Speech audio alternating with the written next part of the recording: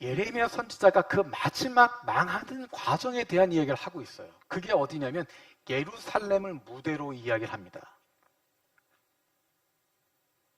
이렇게 남유다의 마지막 부분이 망해가고 있는 과정, 그리고 망한 이후에 남아있는 사람들의 이야기까지 해주고 있는 것이 예레미야예요. 그런데 그것과 동시에 같은 시대에 무대 B라고 이야기한 바벨론에 잡혀간 사람들의 이야기가 등장해요.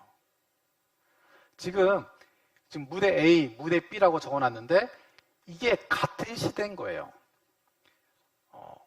왕정이 가다가 끝나고 포로 시대가 시작된 것이 아니라 왕정이 끝나가는 과정 가운데 포로 시대가 시작이 되는 것입니다. 지금 이 부분이, 제가 동그라미 하고 있는 이 부분이 바로 예루살렘의 이야기와 바벨론의 이야기가 이어지고 있는 부분인 거예요. 그래서 예레미야가 예루살렘의 이야기를, 바벨론 잡혀간 포로들의 이야기를 다니엘과 에스겔이 하고 있습니다. 시간이 많으면 다니엘에 대한 이야기, 에스겔에 대한 이야기 더 많이 막 할 텐데 오늘은 지금 그냥 지나가면서 이야기하니까 너무너무 아쉬워요. 내년에 구약 성경방 오픈할 겁니다. 그때는 굉장히 자세하게 막 이야기할 테니까 구약 못 들으신 분들은 그때 신청해서 들으시면 아주 재밌게 들으실 수 있습니다. 어쨌든 다니엘과 에스겔이 포로로 잡혀가 있는데 하나님께서 이미 다니엘을 쓰시고자 준비하고 계셨던 거예요. 예레미야에게 예언하실 때 뭐라고 하시냐면 70년이 지나면 돌아올 거다라고 이야기하십니다. 이 70년 동안 하나님께서 바벨론에 잡혀간 포로들을 어떻게 지키시는가? 다니엘에 보면 나와요. 다니엘이 처음 잡혀갔을 때부터 마지막에 이스라엘 백성들이 고국으로 돌아올 수 있는 고레스 칙령이 발표될 때까지, 고레스 왕 1년, 그때 유다 백성들은 돌아가도 괜찮다, 돌아가라 라고 하는 명령이 나오게 됐는데 그때까지 다니엘이 왕궁에 있습니다. 아주 높은 정치적인 자리에 있어요. 하나님이 다니엘을 그렇게 사용해 주셔서 이스라엘 백성들을, 포로로 잡혀가 있는 그들을 지켜주시고 보호해 주시는 것입니다. 자, 이제 70년의 시간이 지났어요. 그리고 나니까 이제는 포로로 잡혀갔던 사람들이 돌아오게 됩니다. 포로로 잡혀갔던 사람들이 이제 돌아오게 돼요. 그러면서 처음에 돌아오는 일진, 첫 번째 팀으로 돌아오는 게 누구냐면 스룹바벨과 예수아를 중심으로 해서 1차 귀환을 하게 됩니다. 고레스 원년에 너희들 돌아가도 괜찮다라고 하는 칙령을 발표해요. 그래서 이 두 사람을 중심으로 해서 돌아갑니다. 가서 그들이 했던 것은 뭐냐면 성전 재건이에요. 하나님의 왕궁, 왕이신 하나님, 그분의 임재를 상징하는 성전을 재건합니다. 그것이 첫 번째 프로젝트예요. 가장 중요한 거였어요. 우리가 잘 아는 것처럼 성전을 짓는 가운데 어려움이 있습니다. 잠시 멈춰졌어요. 그때 학개와 스가랴 선지자가 나타나서 또 격려하는 말씀들을 선포해 주십니다. 그리고 힘을 내서 성전 완공하게 돼요. 그 이제 학개 스가랴에 대한 이야기고, 이 시대쯤에 바벨론, 페르시아 제국에서 생기는 큰 일이 나타나는데 그게 바로 에스더서에 나와 있는 사건입니다. 그리고 에스라라고 하는 인물이 등장하게 돼요. 에스라는 누구냐면 포로지에서 태어난 사람이에요. 그런데 이 사람은 학자이고 제사장입니다. 그리고 굉장히 탁월한 사람이에요. 이 사람이 했던 것이 이스라엘의 역사를 정리하게 됩니다. 그래서 포로로 돌아온 사람들에게 그들의 정체성을 회복시켜 주는 거예요. 그것을 2차 귀환이라고 이야기합니다. 그리고 그가 쓴 책이 어떤 것이냐면 역대상하를 기록해요. 역대상하의 스토리는 어떤 스토리냐면, 지금 포로로 잡혀왔다가 돌아왔지만, 지금 우리가 포로예요. 포로에서 돌아왔어요. 포로에서 돌아온 포도리들인데, 우리 포도리들의 역사가 어떻게 되느냐? 이전에 뭐가 있었다? 이스라엘이 있었다. 그 앞에 중요한 인물 누가 등장했어요? 다윗이 있었다. 그리고 그 위에 우리가 가나안 땅을 정복하고 살았었다. 그리고 우리가 애굽에서 출애굽했다. 그 당시에 가장 강대국이었던 이집트를 굴복시키고 우리가 출애굽했었다. 그럼 그 전에 뭐가 있었나? 우리가 그 전에 아브라함이 있었다. 그 위에 누가 있었나? 우리가 아담이 있었고 그 위에 하나님이 계셨다. 지금 보면, 지금 현실에서 보면 우리는 포도리예요, 포도리. 포로에서 돌아온 포도리에 불과해. 하지만 우리의 역사를 보니까 우리 역사는 이스라엘이랑 왕국이 있었고 그 중심에 다윗이 있었고 그 앞에 이런 놀라운 역사들이 있었구나. 그리고 이것은 어디까지 가냐면 하나님까지 가는구나. 그 역사를 보여주는 것입니다. 이거는 뭐냐면 이스라엘 사람들에게 포로에서 돌아온 포도리들에게 자긍심을 갖게 하는 거예요. 우리가 어떤 존재였구나 하는 것들을 깨닫게 하는 것입니다. 그렇게 쓰여진 책이 바로 역대상하예요. 이제 나중에 이야기하겠지만 역대상하에는 그래서 실패했던 이야기는 안 썼어요. 북이스라엘에 대한 이야기는 안 해요. 아까 이야기했던 것 여로보암 혼합주의라고 이야기했잖아요. 여로보암 혼합주의는 이건 하나님 믿는 거 아니다 라고 판단을 하는 거예요. 그래서 그건 딱 끊어버려요. 남유다 이야기만 기록하게 됩니다. 자, 그리고 나서 3차 교환할 때 느헤미야가 돌아와서 예루살렘 성벽을 재건합니다. 아까 1차에 와서는 성전을 재건했어요. 1차 때 와서 했던 건 성전을 재건한 거고 느헤미야가 와서 한 것은 성벽을 재건했어요. 그런데 느헤미야의 중요한 내용은 성벽을 재건하는 것이 아니라 사실은 유대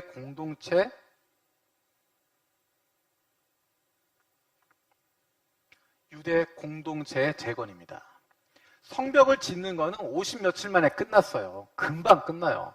그런데 실제로 느헤미야가 가장 힘썼던 것, 느헤미야와 에스라가 힘을 모아서 가장 힘썼던 것은 뭐냐면 유대 공동체의 회복이에요. 유대 공동체는 산산이 부서져 있었어요. 예루살렘에 남아있었던 사람들이 있었습니다. 그 사람들은 힘도 없고 능력도 없는 사람이었어요. 똑똑하고 잘난 사람들은 다 포로로 잡혀갔습니다. 포로에서 돌아온 사람들 중에도 어떤 사람은 부자가 있었고요. 어떤 사람은 가난한 사람들이 있었어요.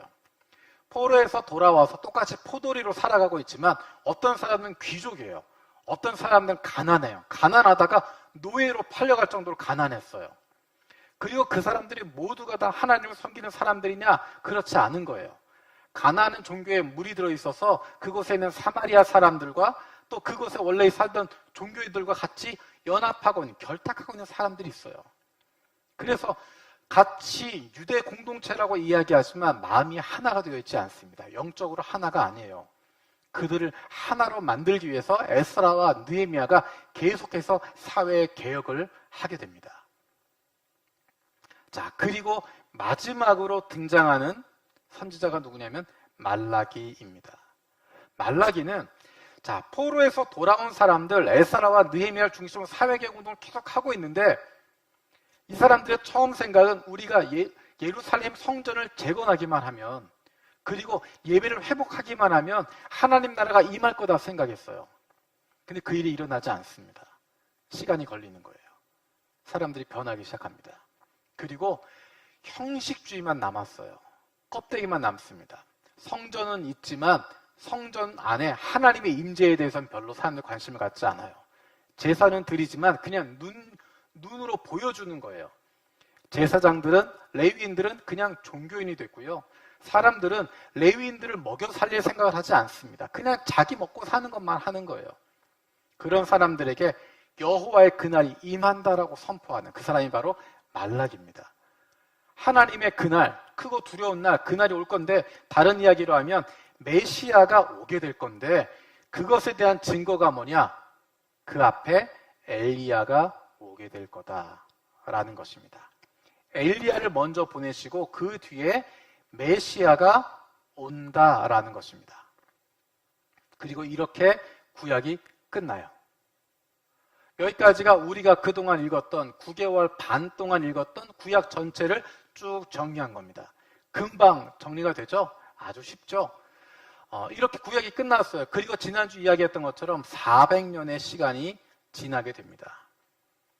그리고 나서 이제 신약이 시작하는 거예요. 자, 구약이 뭘로 끝났냐면 엘리야가 올 거다. 그리고 메시아가 온다. 라는 거였어요. 그러면 신약의 시작은 뭐가 되어야 될까요? 엘리야가 왔다로 시작하는 거예요. 엘리야가 왔다. 그러니까 메시아도 왔다. 그런 스토리로 이제 흘러가게 될 겁니다.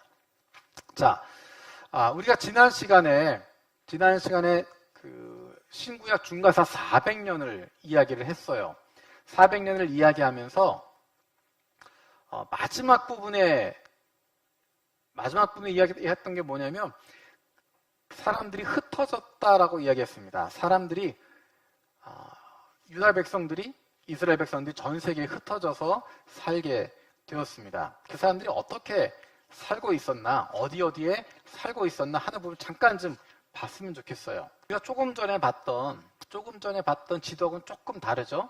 땅은 똑같은 땅인데 나눠지는 구역이 좀 다른 거예요. 아까는 요단강 동편, 서편으로 해서 12지파에게 땅을 나눠줬었는데 이제 이스라엘이 국가는 멸망했고 지금 이 땅에 돌아와서 살고 있는데 어떤 그 땅의 구조는 좀 달라지게 되는 거예요. 행정 구역들은 갈릴리와 사마리아와 유다 이렇게 구분이 됩니다.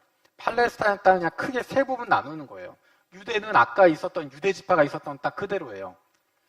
유대 있고 위에는 갈릴리 지역이고 밑에는 사마리아입니다. 그리고 사마리아 지역은 우리가 잘 아는 것처럼 북이스라엘과 연결되어진 거예요.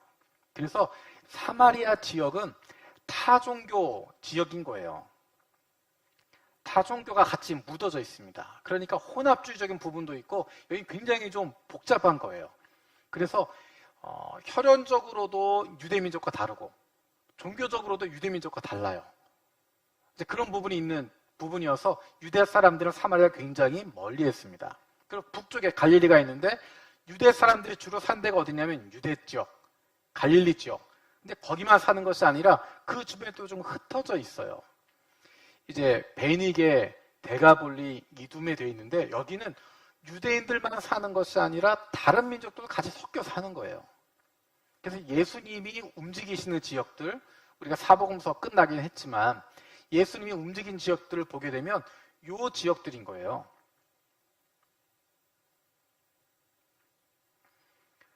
기본적으로 움직이시는 부분이 유대하고 갈릴리 두 군데를 왔다 갔다 하는 그런 모양을 주로 하시게 되는 거고요.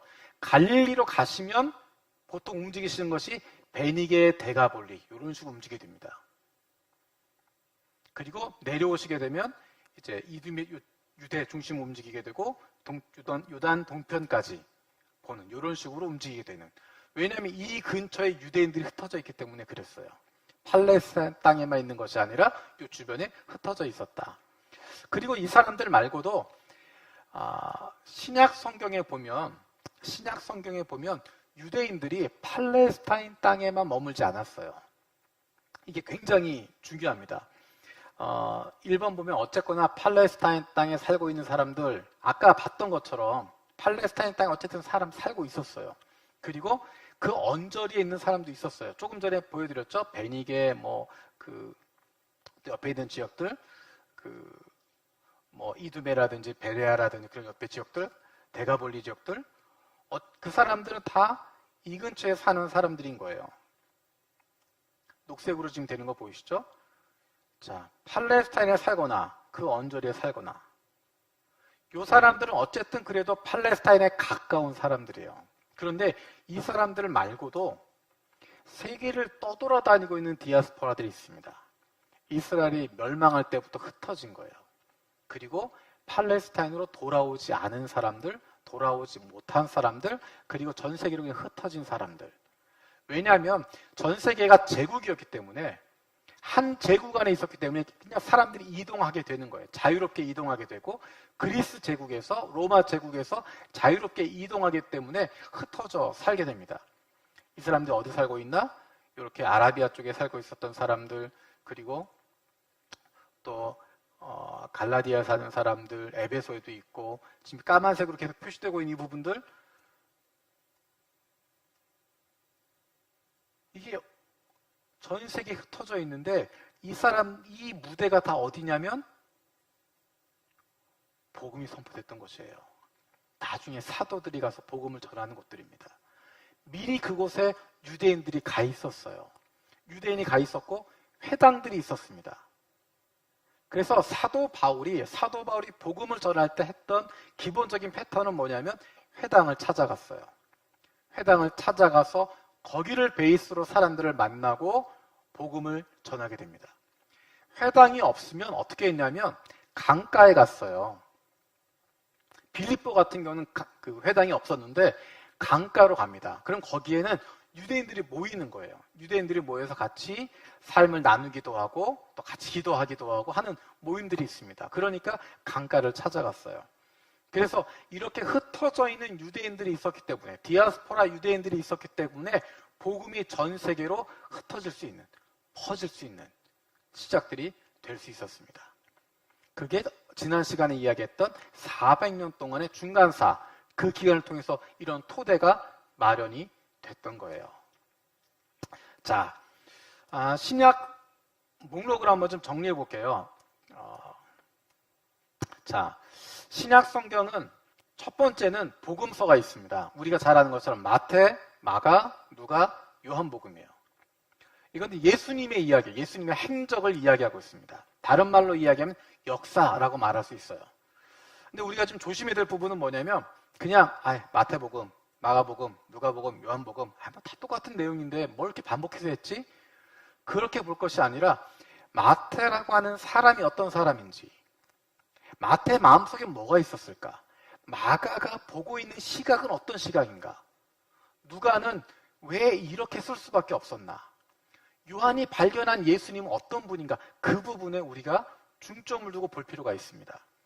이 이야기는 무슨 이야기냐면 이 네 개의 복음서가 보여주고 있는 모습이 굉장히 입체적이에요. 우리 많이 들었던 이야기잖아요. 마태복음은 유대인들을 위한 거다라고 이야기했어요. 그러니까 유대인들에게 예수가 왕이라고 하는 것을 증명해 주는 거예요. 그러니까 처음 시작을 왕의 족보로 시작을 하고 맨 마지막에 어떻게 끝납니까?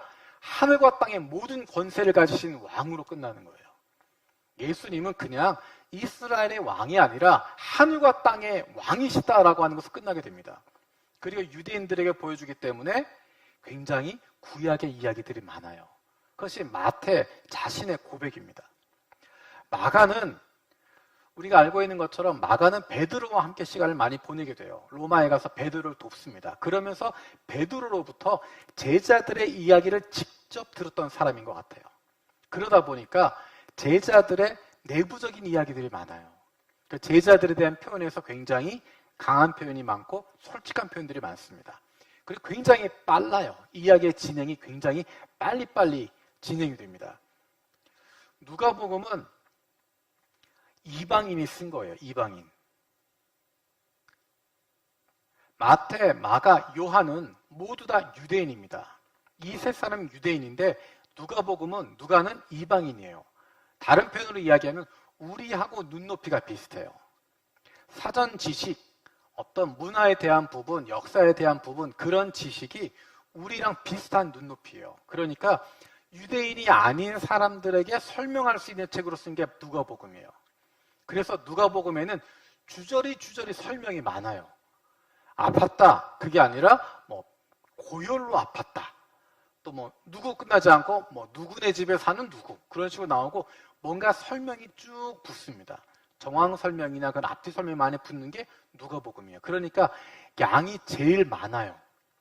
장수는 많지 않은데 양이 가장 많은 건 누가복음입니다. 그리고 참고로 이 문제는 사복음서 중에서 양이 가장 많은 복음서는 어떤 거냐? 이 문제는 제가 신학교 들어갈 때 나왔던 기출문제예요. 대부분 어떻게 틀리냐면 마태복음이 28장까지 있거든요. 그러니까 마태복음이 제일 많다고 생각해요.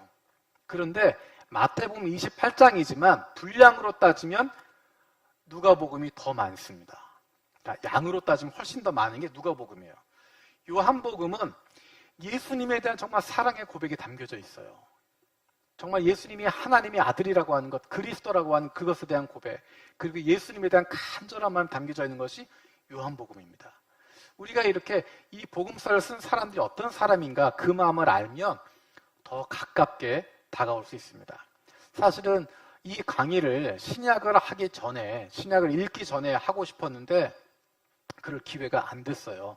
근데 이렇게라도 할 수 있어서 얼마나 감사한지 모르겠습니다. 자, 사복음서 끝나고 나서 등장하는 것은 사도행전이에요. 사도행전은 역사서입니다. 역사서인데 사도행전은 크게 둘로 나눌 수 있어요. 한 가지는 뭐냐면 베드로를 중심한 것이고 나머지는 바울을 중심으로 하는 것입니다. 그래서 베드로를 중심으로 했던 예루살렘 교회, 그 중심의 스토리가 앞에 나오고요. 그 뒷부분에는 바울의 행적을 중심으로 해서 이야기를 하게 됩니다. 우리가 오해할 수 있는 부분은 뭐냐면 베드로가 여기까지 일하고 끝, 그 다음은 바울만 있었다, 그런 게 아닌 거예요. 좀 이따가 이야기하겠지만 베드로와 다른 사도들도 여전히 활동하고 있습니다.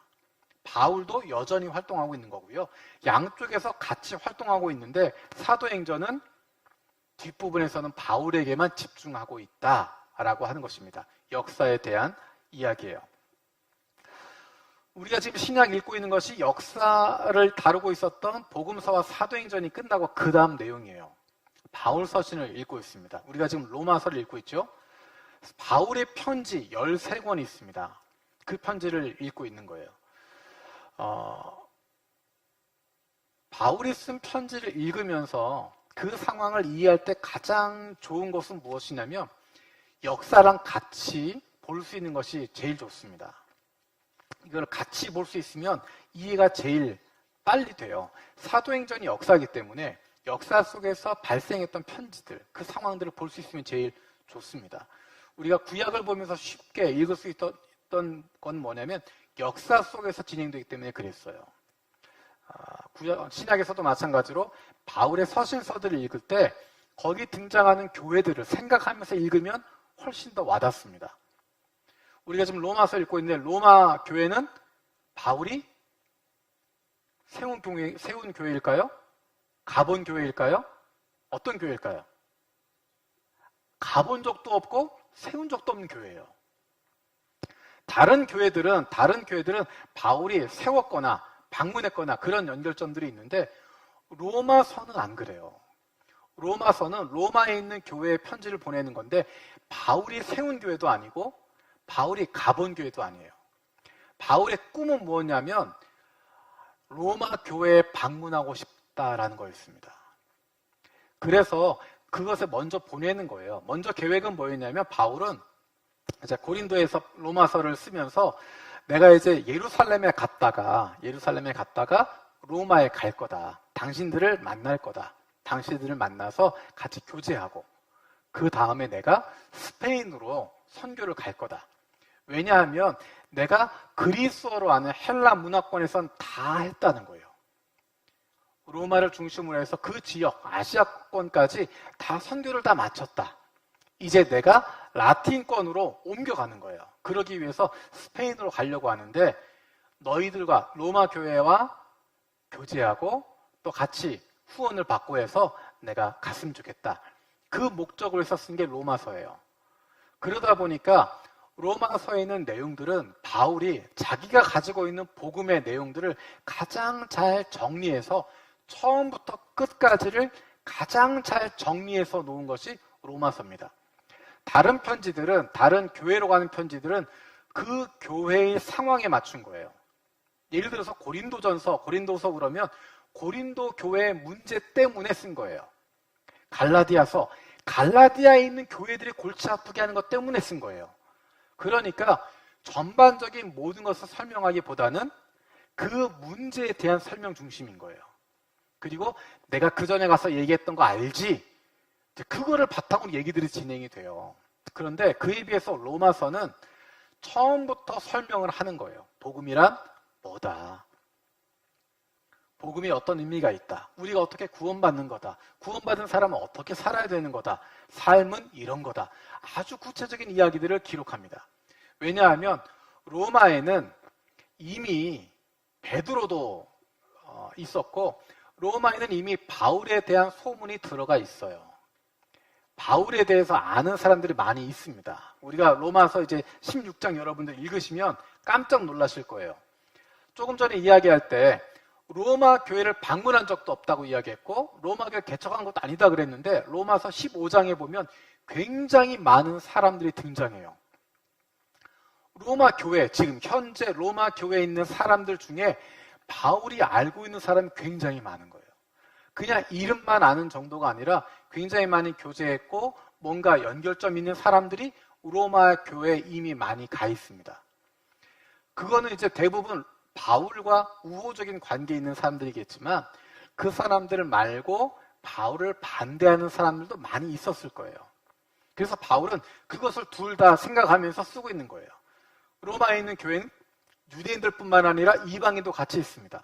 그러니까 유대인과 이방인, 나에게 호의적인 사람과 나를 좋아하지 않는 사람, 나를 이해하지 못하는 사람, 신앙이 깊은 사람, 유대적인 전통이 있는 사람과 없는 사람, 여러 사람이 섞여져 있는 그 가운데 있는 로마 교회를 향해서 쓴 편지이기 때문에 오늘날 우리에게도 복음에 대해서 가장 잘 설명하고 있는, 복음에 대한 ABC를 가장 잘 보여주고 있는 것이 바로 로마서다라고 이야기할 수 있습니다. 이제 내일하고 모레까지 아마 우리가 로마서를 읽게 될 텐데 이 뒷부분은 실생활에 대한 이야기들이에요. 삶은 이래야 된다. 예수 믿는 사람은 이렇게 살아가는 거다. 구체적인 삶의 지침까지 이야기를 해주는 것이 로마서입니다. 그리고 바울의 편지를 읽어보면 바울이 이야기하는 느낌을 들을 수 있어요. 다시 한번 부탁을 드리지만 바울 서신 읽으실 때는 가능하면 세번역 성경으로 읽으시는 게 좋습니다.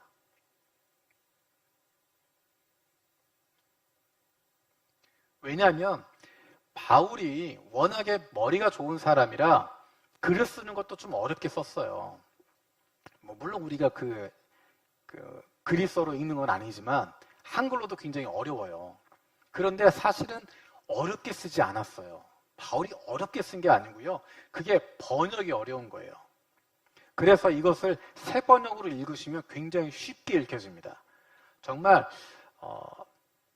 제가 쓰는 편지보다 쉽게 쓰시는 것 같아요. 그래서 제가 이제 그 바울의 서신을 세 번역을 읽다 보면 이것보다 쉽게 설명할 수 있을까?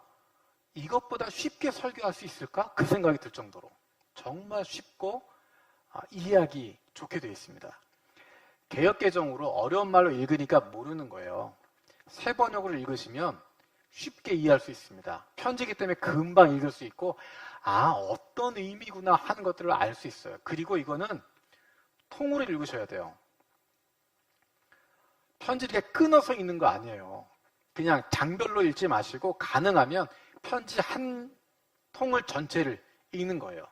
로마서 그러면 로마서 1장부터 16장까지를 가능하면 한 번에 쭉 읽는 게 흐름을 알 수 있습니다. 짧은 편지는 더 그래요. 이제 고린도 전후서 갈라디아서 나올 텐데 처음부터 끝까지 읽으세요. 그렇게 해야 처음에 인사할 때 느낌부터 시작해서 마지막 끝내는 말까지 느낌을 이해할 수 있기 때문에 바울 서신들을 훨씬 더 잘 이해할 수 있습니다. 바울 서신 읽을 때 첫 번째 세 번역으로 읽어라. 두 번째 통으로 읽어라. 바울 서신이 끝나고 나면 등장하는 책이 뭐냐면 공동서신이라고 하는 책입니다. 제가 조금 전에 이야기했죠. 사도행전을 보면서 우리가 갖게 되는 오해가 뭐냐면 베드로하고 바울 이야기 등장하고 바울 이야기만 나올 때 이때는 다른 사도들을 아무것도 안 하고 있는 것처럼 생각할 수 있어요. 그런데 그렇지 않습니다. 그렇지 않다고 하는 게 보여준 게 뭐냐면 공동서신이에요. 공동서신은 예루살렘의 지도자였던 야고보, 베드로, 그리고 요한, 유다 이 사람들의 편지가 있는 것이 공동서신입니다. 굉장히 짧아요.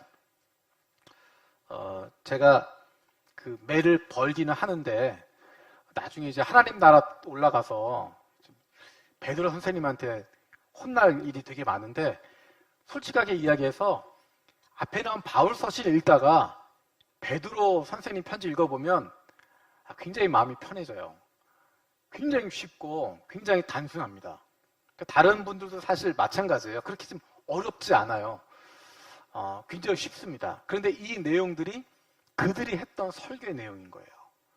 평소에 늘 이야기했던 것, 늘 가르쳤던 것, 그것들을 서신으로 정리해 놓은 겁니다. 그러니까 이 내용들을 읽어보면 예루살렘 교회가 어떤 메시지를 들었겠구나 하는 것들을 알 수 있고요.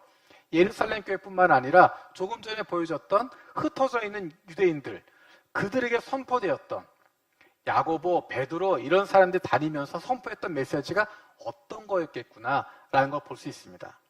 그리고 야고보와 베드로가 굉장히 조심하는 게 뭐냐면요. 바울과 나는 그 반대되는 것이 아니다라고 하는 것을 이야기해요. 바울이 주장하는 것과 바울이 이야기하는 것과 야고보나 베드로가 이야기하는 것, 이것이 다른 것이 아니다라는 것을 강조합니다. 하나라는 이야기를 강조하고 있어요. 근데 우리가 그걸 표면적으로만 보면 야고보는 뭐 율법주의야. 바울은 율법 다 필요 없다고 그랬어. 그렇게 생각할 수 있는데 그렇지 않아요. 내용을 자세히 보시면 바울이 했던 이야기에 대한 보충. 야고보는 아까 이야기했던 것처럼 예루살렘 교회라고 이야기했어요. 유대인들에게 향하고 있었습니다. 그러다 보니까 그들에게 집중해서 이야기하는 거예요. 바울의 이야기를 너희가 오해하고 있다라는 거예요. 너희가 오해하고 있어. 믿음으로 된다고 하는 건 말로만 하는 게 아닌 거야. 바울이 이야기했던 믿음으로라는 것은 말로만 하는 게 아니라 그건 행동으로 나타나는 거야 라고 보충해 주는 게 야고보서입니다. 그러니까 이거를 대조된다라고 보는 것이 아니라 바울과 야고보, 베드로는 같이 가는 거예요. 초대교회 안에 함께 가고 있는 흐름입니다. 이것을 보고 있어야 입체적으로 이해할 수 있어요. 자, 그래서 이제 공동서신이 끝나고 나면 등장하는 책이 요한계시록입니다. 하필이면 요한계시록도 빨간색으로 돼 있어요. 요한계시록은 계시예요, 계시. 계시인데 그 내용을 자세히 보면 어떻게 되어 있냐면요. 요한계시록은 편지예요, 편지. 소아시아에 있었던 7교회에 보낸 편지입니다. 그냥 불특정 다수에게 보낸 게 아니고요. 소아시아 7교회 구체적으로 등장해요. 그 7교회에 보내는 편지라고 시작합니다. 그리고 편지의 내용 가운데 뒤에 나온 예언서의 내용들이 포함되어 있는 거예요. 그래서 요한계시록은 굉장히 특별한 책이에요. 형식적인 면에서도 굉장히 독특해요. 내용적인 면도 굉장히 독특해요. 그런데 이거는 누구나 읽으면 이해할 수 있는 그런 게 아닌 거예요. 그게 아니고 유대교의 코드가 있어야 되고 구약 성경을 알고 있어야 되고 요한복음을 알고 있어야 돼요. 유대 전통에 기반이 되어 있고 구약 성경의 배경이 있고 특별히 요한복음을 알고 있는 사람들이 읽었을 때 정확하게 의미를 알 수 있어요. 그러니까 요한계시록을 해석하는 방법은 뭐냐면 요한복음과 또 나머지 이제 뭐 바울의 편지라든지 같이 포함되겠지만 특히 요한복음 그리고 구약성경 그리고 유대적인 전통 이런 부분들을 같이 가지고 있어야 요한계시록을 해석할 수 있습니다. 이런 것을 빼놓고 해석하게 되면 전혀 엉뚱한 얘기가 되는 거예요. 그러다 보니까 요한계시록이 지금 잘못 해석하게 되는 사이비 종교에서 많이 사용하는 그런 말이 돼버린 거예요. 요한계시록은 간단하게 결론만 이야기하면 힘내라 라는 거예요. 힘내라. 언제까지? 주님 오실 때까지. 그래서 하는 인사가 뭐였냐면 마라나타라는 것입니다. 마라나타. 주님 곧 오십니다라는 거예요. 아멘 주 예수의 오시옵소서라고 하는 인사가 마라나타라고 하는 인사입니다. 요한계시록의 결론은 그거예요. 마라나타, 주여 오시옵소서. 다른 말로 이야기하면 조금만 힘내라. 초대교회 성도들에게 조금만 힘내라. 조금만 더 힘내라. 조금만 더 버텨라. 하나님이 지켜주신다. 하나님이 보호해 주신다. 이 어려운 심판 가운데도 이 어려운 환난 가운데서도 하나님의 백성들은 머리털 하나 상하지 않는다. 세상이 감당하지 못한다. 하나님이 지켜주시니까 힘내라 라고 하는 메시지가 요한계시록입니다. 그 요한계시록 강의를 듣거나 요한계시록을 읽고 났는데 굉장히 우울해지고 슬퍼지고 어떻게 되나 그런 마음이 들면 잘못 읽은 거예요. 요한계시록이 끝나고 나면 마라나타 고백을 하게 되고 감사하게 되고 하나님을 기다리게 되고 예수님의 다시 오심을 소망하는 모습으로 바뀌게 되고 표정이 달라져야 됩니다. 그게 요한계시록의 올바른 의미예요. 우리가 12월 31일 날 요한계시록이 끝나요. 그날 제가 기대하는 부분이 바로 그겁니다. 우리 모두가 어떻게 됐으면 좋겠냐면 이렇게 됐으면 좋겠어요. 스마일. 그 전까지는 성경 읽으면서 힘들고 어려워서 이렇게 아이고 힘들어 이러고 있었지만 이제 요한계시록 다 끝나고 나면 모두 다 이렇게 바뀌었으면 좋겠어요. 좋을 것 같기도 하고. 이 스마일한 모습으로 바뀔 수 있으면 좋겠습니다. 이게 요한계시록의 말씀이에요. 자, 아이고 뭐 정신없이 그냥 뭐 이야기하느라고 1시간 반이면 훌쩍 지나가 버렸어요. 중간에 쉬는 시간도 드리고 막 했었어야 되는데 그렇게 하면은 못 돌아갈까봐 그냥 막 바쁘게 했습니다. 정신없이 이야기하긴 했지만 결론은 무엇이냐면 구약에서부터 시작되는 흐름이 신약으로 계속 이어지고 있습니다. 그리고 그 약속이 이루어질 거예요. 창세기에서 일반 인류 역사로 시작했던 창세기가 이제 요한계시록에서 인류 일반 역사로 모든 사람을 대상으로 하는 것으로 끝나게 됩니다. 우리가 그 선상에 있고 이제 그 말씀이 이루어질 것 기다리는 가운데 있습니다. 그래서 우리가 지금 오늘 들으시는 분들한테만 제가 미리 말씀을 드리는데요. 왜 자꾸 넘어가지? 그냥 써볼게요.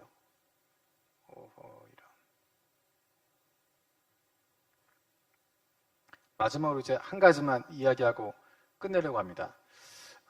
어떤 거냐면